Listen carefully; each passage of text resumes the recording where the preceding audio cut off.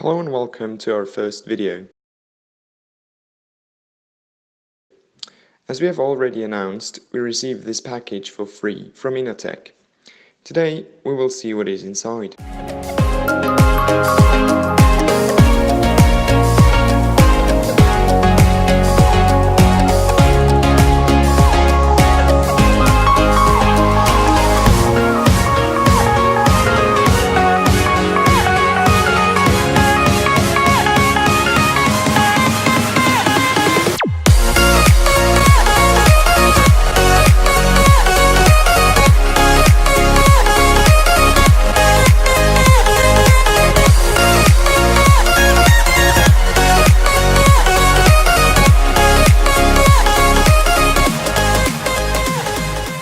At first sight, this backpack looks well made and of good quality.